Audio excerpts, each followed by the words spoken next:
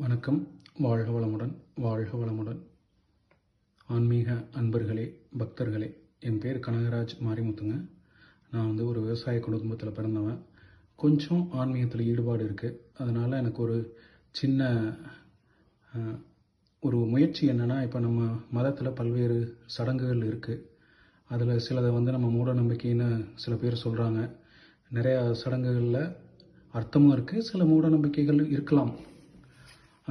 அதில் ஒன்று நம்ம விபூதி அணிதல் அப்படிங்கிறது. விபூதி அணிதல்ங்கிறது ஒரு மத சம்பந்தமான இல்லை ஒரு சமய சம்பந்தமான ஒரு சடங்காக பார்க்குறோம். அது சிலர் மூட நம்பிக்கைன்னு சொல்கிறாங்க. அதில் ஏதாவது பிரயோஜனம் இருக்கா அப்படிங்கிறத பற்றி ஒரு சின்ன ஆராய்ச்சி. ஸோ இப்போ விபூதியை பற்றி நம்ம இந்து மதத்தில் பல்வேறு இடத்துல ரொம்ப சிறப்பாக சொல்லியிருக்காங்க. ஒன்று சமயம் சார்ந்த நூல்களில் விபூதி சிவபெருமானுக்கு ரொம்ப பிரியமானது, அதை அணிகிறதுனால சிவபெருமானோட அருளுக்கு பாத்தியமாகிறோம் அப்படின்னு சொல்லியிருக்காங்க.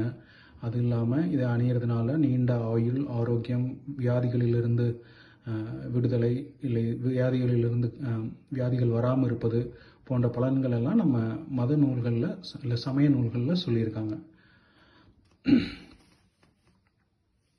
அடுத்து பார்த்தீங்கன்னா, நம்ம ஆயுர்வேதா சித்த மருத்துவத்திலையும் விபூதி சிறப்பாக சொல்லியிருக்காங்க.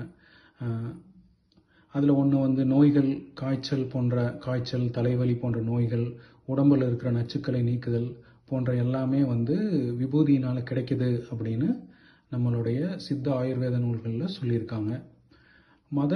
சமய நூல்களில் இன்னும் என்ன சொல்லியிருக்காங்கன்னா, தீய சக்திகளிடமிருந்து காப்பு, இது மாதிரி சிலதெல்லாம் சொல்லியிருக்காங்க விபூதியிலிருந்து. ஸோ மத சம்பந்தமாக இல்லை சமய சம்பந்தமாக அதை பார்க்கும்போது அதுக்கான அதில் உண்மையால அந்த மாதிரி பெனிஃபிட்ஸ் இருக்கா இல்லையான்னு ஒரு சின்ன ஆராய்ச்சி. அதே மாதிரி ஆரோக்கியத்துக்கு அது எந்த அளவுக்கு சப்போர்ட் பண்ணுறதுங்கிறதையும் ஒரு சின்ன ஆராய்ச்சியில் பார்க்கலாம். இப்போ பார்த்தீங்கன்னா, விபூதியில் என்னென்ன பொருட்கள் இருக்குது அப்படின்னா, ஒரு சின்ன ஸ்டாட்டிஸ்டிக்ஸ் எடுத்திருக்கேன். இது கூகுள்லேருந்து, இன்டர்நெட்லேருந்து எடுத்தது தான். முற்காலத்தில் யாரோ ஆராய்ச்சி பண்ணியிருக்காங்க. அதிலிருந்து பார்த்தீங்க அப்படின்னா, பல்வேறு உலோகங்கள் இருக்குது. டிஃப்ரெண்ட் ஃபார்மேட்ஸில் இருக்குது. Calcium, iron, zinc, magnesium, manganese, sulphur, phosphorus, potassium போன்ற கனிமங்கள் இல்லை உலோகங்கள் ஆக்சைடு ஃபார்மேட்டில் இருக்குது. ஸோ அதோட டேபிள் நான் இங்கே கொடுத்துருக்கேன். ஒவ்வொரு ஆக்சைடும் என்னென்ன விதமான பெனிஃபிட்ஸ் கொடுக்குது அப்படின்னு பார்க்கலாம். சிலிக்கன் ஆக்சைடு இருக்குது, சிலிக்கன் டை ஆக்சைடு அப்படின்ட்டு, SiO2. அது பார்த்தீங்கன்னா எலும்பு, மூட்டு, தோல், முடி வளர்ச்சி இதுக்கெல்லாம் உதவுது. இது பல தானியங்கள்லேயும் இருக்குது. கோதுமை, ஓட்ஸு, கீரை, கிழங்குகள் இதிலெல்லாம். அப்புறம் அலுமினியம் Al2O3ன்னு இருக்குது. அது பார்த்தீங்கன்னா ஒரு வகையான அலுமினியம் ஆக்சைடு.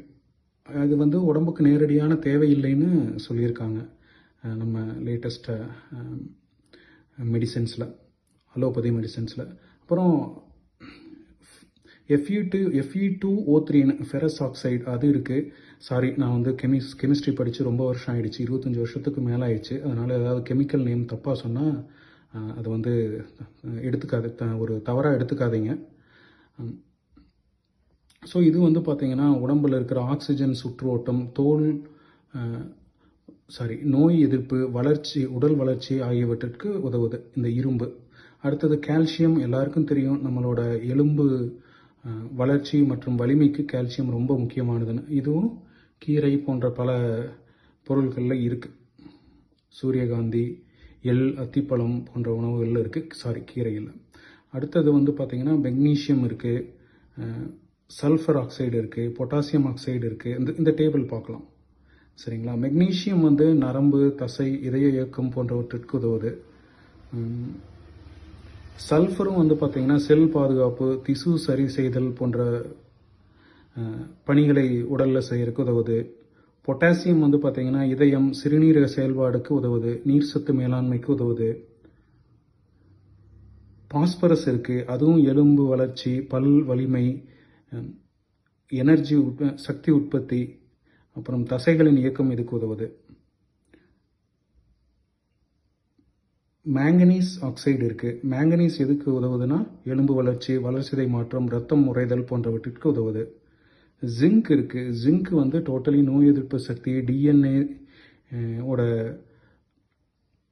ஃபார்முலாஸ் கிரியேட் ஆகிறதுக்கு, செல் வளர்ச்சி, இதுக்கெல்லாமே வந்து உதவுது. இது வந்து பல்வேறு தானியங்களில் இருக்குது. இப்போ வந்து விபூதியை நம்ம எப்படி எடுத்துக்கிறோம் அப்படின்னு பார்த்தீங்கன்னா, விபூதி ஒரு 2 வகையில் எடுத்துக்கிறோம் பெரும்பாலும்.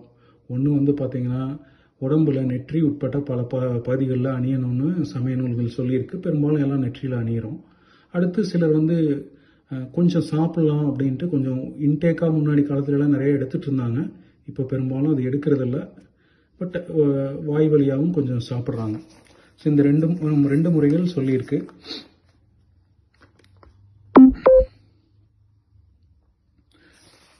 சரிங்களா? இப்போது தோல் வழியாக பெரும்பாலும் நம்ம அப்ளை பண்ணுறதுனால சில விபூதியில் இருக்கிற கெமிக்கல் காம்பனன்ட்ஸ் தோல் வழியாக அப்சர்வ் ஆகி உடம்பு ஏற்றுக்கொள்கிறது. அதில் பார்த்தீங்கன்னா சிலிக்கான் வந்து தோல் வழியாக எடுத்துக்குது, ஃபெரஸ் இல்லை இரும்பு தோல் வழியாக எடுத்துக்குது, கால்சியம் எடுத்துக்குது. ஆனால் அது வந்து டைரெக்டாக எடுத்துக்கிறதுல சில தோல் ஒவ்வாமையெல்லாம் வரும்னு சொல்லியிருக்காங்க. ஸோ அது பார்க்கணும். இப்போ ஏன்னா விபூதி கிரியேஷன் இது வந்து நான் எடுத்த இந்த ஸ்டாட்டிஸ்டிக்ஸ் வந்து பார்த்தீங்கன்னா சாணத்தை எரித்து அதோட ஆஷில் இருக்கிற கண்டென்ட் தான். ஆனால் விபூதி தயாரிக்கிறதுங்கிறது கொஞ்சம் இதுக்கப்புறமே நிறைய ப்ராசஸ் இருக்குது, அதையும் பார்ப்போம். ஸோ கால்சியம் தோல் வழியாக எடுத்துக்குது, மெக்னீஷியம் எடுத்துக்கிறாங்க, தோல் வழியாக எடுத்துக்க முடியுது, சல்ஃபர் ஒரு சிறிய அளவுக்கு எடுத்துக்க முடியுது, பொட்டாசியம் வந்து தோல் வழியாக எடுத்துக்க முடியலங்கிறாங்க, பாஸ்பரஸ் வந்து தோல் வழியாக எடுத்துக்க முடியுது, மேங்கனீஸ் வந்து தோல் வழியாக எடுத்துக்கிறது இல்லை, ஜிங்க் வந்து சிறிய அளவில் எடுத்துக்குது. ஸோ இப்போ பார்த்தீங்கன்னா இந்த கண்டென்ட் விபூதியில் இருக்கிற பெரும்பாலான மெட்டல்ஸ் வந்து தோல் வழியாக நம்ம வந்து பாடிக்கு அப்சர்வ் ஆகுது.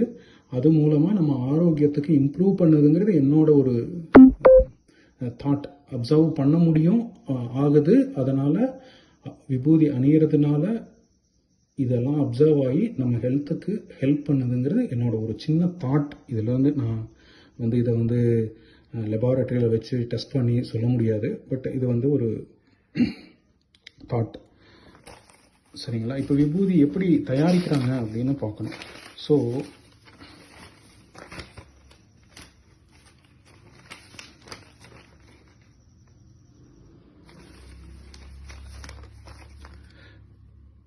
விபூதி எப்படி தயாரிக்கிறாங்கன்னா, பசுஞ்சாணத்தை காய வச்சு வரட்டி மாதிரி செய்து அதை வந்து ஹோமகுண்டத்தில் வச்சு சில மூலிகை ஜென்ரலான ஒரு ப்ராசஸ் இது. சில மூலிகைகளை அதில் சேர்த்து மந்திரபூர்வமான முறையில் நெய்யோடு சேர்த்து அதை எரித்து மிச்சம் இருக்கிறத விபூதின்னு எடுக்கிறாங்க. இது ஒரு ப்ராசஸ். இல்லை மற்ற ப்ராசஸில் சாணத்தை எடுத்து அதை பவுடர் பண்ணி, இல்லை பவுடர் பண்ணும்போதோ சில மந்திரங்களை அது கூட ஜபம் பண்ணி, அப்படி தான் வந்து சமய நூல்களில் விபூதி தயாரிக்கிற முறை சொல்லப்பட்டிருக்கு. இப்போது வரட்டிய ஹோமத்தில் எரித்து நெய் சேர்த்து அது கூட பல மூலிகைகள் சேர்க்கும்போது அதோட மருத்துவ குணம் பல மடங்கு அதிகமாயிரும் அப்படிங்கிறது என்னோட ஒரு கணிப்பு. ஏன்னா மூலிகைகளில் பல்விதமான மருத்துவ குணங்கள் இருக்குது. அது ஆயுர்வேதம், சித்த மருத்துவம் தெரிஞ்சவங்களுக்கு தெரியும். இப்படி ப்ராசஸ் பண்ணும்போது நான் என்ன நினைக்கிறேன்னா, நெய் இதெல்லாம் சேர்க்கும்போது சில தேவையற்ற நச்சுக்கள் ஏதாவது இருந்துச்சுன்னா சில மெட்டல்ஸ் அதை வந்து ஒன்று ரிமூவ் ஆயிடணும், இல்லைனா அதோட லிமிட்டு வந்து ரொம்ப குறைஞ்சு அது பாடியை ஹார்ம் பண்ணாத அளவுக்கு அந்த ப்ராசஸில் அவங்க பண்ணிடுவாங்க. இருக்கிற ப்ராசஸ் அப்படி இருக்கும்னு நான் நினைக்கிறேன். எனக்கு எக்ஸாக்டான ப்ராசஸ் தெரியலை, நான் கடைசியில் அதை பற்றி பேசுகிறேன். ஸோ இதை பற்றி இப்படி பண்ணுறது. ஸோ இந்த மாதிரி விபூதி தயாரித்து அதை ரெகுலராக அணிகிறதுனால இந்த மாதிரியான உலோகங்கள், அதாவது வந்து மைக்ரோ நியூட்ரியன்ஸ் வந்து நம்ம உடம்புக்கு கிடைச்சிட்ருக்கிறதுனால விபூதி அணிதல் நம்மளுக்கு ஆரோக்கியத்துக்கு ஒரு பெரிய உதவியாக இருக்கும்னு நம்மளுடைய முன்னோர்கள் அதை அறிந்து ஒரு முறைப்படுத்தி வச்சுருக்காங்கங்கிறது என்னுடைய ஒரு தாழ்மையான கருத்து. அது இவ்வளோ தூரம் பேசிட்டு பசுவோட மேன்மையை பற்றி பேசணும். பசு வந்து நம்ம மதத்தில் வந்து கடவுளாக வச்சுருக்காங்க. கடவுள் மாதிரி மகாலட்சுமி செல்வத்துக்கு அதிபதியாகவும் ஆரோக்கியத்துக்கு அதிபதியாகவும் வச்சு பல்வேறு ரொம்ப மேன்மையாக தான் வச்சுருக்காங்க. அது வந்து என்ன காரணம் அப்படின்னா, பசுவோட எல்லா பை ப்ராடக்ட்ஸும் நமக்கு உதவியாக தான் இருக்குது. பால், தயிர், மோர், வெண்ணெய், நெய், அதுக்கப்புறம் பார்த்திங்கன்னா அதோட சாணம், கோமியம், பஞ்சகவ்யம், இது எல்லாமே நமக்கு உதவியாக இருக்குது. இப்போது பசுவோட பால்லையும் நிறைய மெடிசினல் குவாலிட்டிஸ் இருக்குது. பசு எடுத்துக்கிற நிறையா உணவு வந்து ஆயுர்வேதத்துலேயோ சித்த நூல்கள்லையோ பார்த்தா ஒரு மூலிகையாக தான் தெரியுது. இப்போது வந்து பார்த்தீங்க அப்படின்னா அருகம்புல் தெரியும் எல்லாருக்கும், அது ஒரு சிறந்த இரத்த சுத்திகரிப்பு பண்ணுற ஒரு மூலிகைன்னு. அதே மாதிரி காயங்களை ஆற்றும் வலிமையுடையது. அதுக்கப்புறம் பார்த்தீங்கன்னா கீழாநெல்லி வந்து பசு சாப்பிடும். அது ஜென்ரலாக இப்போ வந்து பசு வந்து மேய்ச்சலுக்கு விட்டிங்கன்னா அது எக்கச்சக்கமான மூலிகைகள் நம்ம தமிழ்நாட்டிலையோ இந்தியாவிலையோ இருக்குது, அதையெல்லாம் சாப்பிடும். அடுத்தது கீழாநெல்லி, அது தெரியும் நமக்கு எல்லாருக்குமே. அது வந்து நமக்கு மஞ்சள் காமாலையை சரி பண்ணுது, டைஃபாய்டு, லிவரோட ஹெல்த்துக்கு உதவியாக இருக்குது. அப்புறம் வந்து பார்த்திங்க அப்படின்னா இந்த வெட்டுக்காய பூண்டுன்னு ஒன்று இருக்குது. அது நிறைய செடி வந்து நம்ம தமிழ்நாட்டில் பார்க்கலாம். அது வந்து பார்த்திங்கன்னா ஒரு சிறந்த காயங்களை வந்து சீக்கிரமாக குணப்படுத்தும். அதோட அது வந்து ஒரு anti viral, anti fungal, anti microbial and anti cancer properties உடையதுன்னு சொல்கிறாங்க. ஸோ இது மாதிரி. அதுக்கப்புறம் பார்த்திங்கன்னா மணத்தக்காளி, அது வந்து சாப்பிடும். மணத்தக்காளியோட பெனிஃபிட்ஸ் எல்லாருக்குமே தெரியும். நம்மளோட குடல் புண், வாய்ப்புண் இதையெல்லாம் மாற்ற வல்லது. ஸோ இப்போ இது மாதிரி பல மூலிகைகள், இன்னும் பல மூலிகைகள் இருக்குது பசு சாப்பிட்றது அப்படின்ட்டு, பசுவோட ரெகுலரான உணவுன்ட்டு. அதனால தான் நீங்கள் பார்த்தீங்கன்னா பசுவோட பால், சுத்தமான அந்த மேய்ச்சல் நிலத்தில் மேய்ஞ்சிட்டு வர்ற பசும்பாலுக்கு, அதுவும் நாட்டு மாட்டு பாலுக்கு அவ்வளோ மெடிசினல் குவாலிட்டிஸ் இருக்கும். இதுவும் என்னோட தாழ்மையான கருத்து. ஸோ பசுவோட எல்லா பொருளும் நம்மளோட ஆரோக்கியத்துக்கு உதவுறனால பசுவை நம்ம கடவுளாக வணங்குறோங்கிறதும் என்னுடைய ஒரு, நம்ம மதத்தில் ஆரோக்கியத்துக்கு உதவுறனால பசுவை நம்ம கடவுளாக வணங்குறோம், இல்லை வணங்குற மாதிரியான ஏற்பாடுகளை நம்ம முன்னோர்கள் செய்திருக்கிறாங்க அப்படிங்கிறது என்னுடைய கருத்து. இதுக்கு மேலேயும் பசுவில் வந்து ஆன்மீக சம்பந்தமான விஷயங்கள் இருக்கணும், அது எனக்கு தெரியலை. ஸோ பட் இருந்தாலும் விஞ்ஞானபூர்வமாக இந்த விஷயங்களை நம்ம வந்து ஏற்றுக்கொள்ளலாம். இப்போது என்னுடைய தாழ்மையான வேண்டுகோள் என்னென்னா, இதை கேட்குறவங்க நம்ம மனவளக்கலையில் இருக்கிறவங்களா இருப்பாங்க, அவங்களுக்கு தெரியும். ஸோ மனவளக்கலையில் இருக்கிறவங்களாலும் சரி, இல்லை பக்தர்களாக இருந்தாலும் சரி, இல்லை சித்த மருத்துவத்துறை, ஆயுர்வேத மருத்துவத்துறை, இல்லை ஜென்ரலான மருத்துவத்துறையில் இருக்கிற நண்பர்களாக இருந்தாலும் சரி, இதை வந்து என்னென்னா ஒரு சின்ன முயற்சி. இதை வந்து ஒரு ரிசர்ச்சாக பண்ணணுமா இல்லை தேவையில்லையான்னு எனக்கு தெரியலை. முன்னாடி யாராவது பண்ணியிருக்கலாம், இந்த ரிசர்ச் முன்னாடி யாராவது பண்ணியிருந்திருக்கலாம், பண்ணாமலும் இருக்கலாம். இது பண்ணியிருந்தாங்க, இல்லை பண்ணணும் தேவையில்லை அப்படிங்கிறத ஒரு ஜட்ஜ் பண்ணிவிட்டு, இந்த பெனிஃபிட்ஸ் உண்மையாலுமே நமக்கு இருக்கணும், கண்டிப்பாக இருக்குங்கிறது என்னோட நம்பிக்கை. இருக்குதான்னு ஆராய்ச்சி பண்ணி அந்த ஆராய்ச்சி முடிவுகளை வெளிப்படுத்தி விஞ்ஞானபூர்வமாக நம்ம விபூதியில் இவ்வளவு பெருமைகள் இருக்குது, அதை அணியிறது ஒரு மத சடங்கு மட்டும் இல்லை, மதம் இல்லை சமய சடங்கு மட்டும் இல்லை, நம்மளோட வாழ்க்கைக்கு ஒரு நல்ல ஒரு உதவியான ஒன்று என்று விளக்க முடிந்தால் அது மனித குலத்திற்கு ஒரு உதவியாக இருக்கும் என்பது என்னுடைய தாழ்மையான கருத்து. இதை கேட்பவர்கள் இல்லை பார்க்குறவங்க, அதுக்கான யாருனாலும் அதை பண்ண முடியுமோ பண்ணினாலும் எனக்கு ஒரு பெரிய மகிழ்ச்சி. அதுக்கான எந்த உதவி தேவைப்பட்டாலும் நான் கொடுக்க தயாராக இருக்கிறேன்.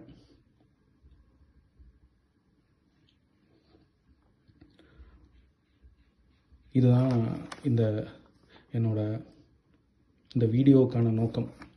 ஸோ விபூதி அணிதல் அப்படிங்கிறது ஒரு சமய சடங்கு மட்டுமல்ல, அதில் வந்து மனித ஆரோக்கியத்திற்கான தேவையான பல்வேறு விஷயங்கள் அடங்கி இருக்கின்றன. அதேபோல் பசுவின் அனைத்து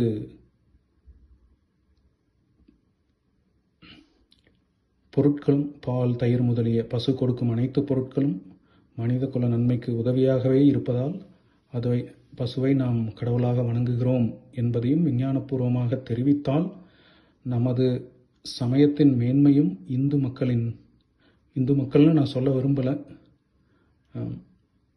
இந்த சென்ஸை இந்த பாரத தேச மக்களோட ஞானிகள், ரிஷிகள், அவங்களோட மக்கள் நல்வாழ்வுக்காக அவர்கள் செய்த முயற்சிகள் உலகிற்கு தெரிந்து அனைவரும் பயன்பெற வேண்டும் என்பது என்னுடைய தாழ்மையான விருப்பம். இதில் ஏதாவது தவறு இருந்தால் மன்னிச்சிடுங்க. என்னுடைய சிறிய முயற்சி. நன்றி. வாழ்க வளமுடன், வாழ்க வளமுடன், வாழ்க வளமுடன்.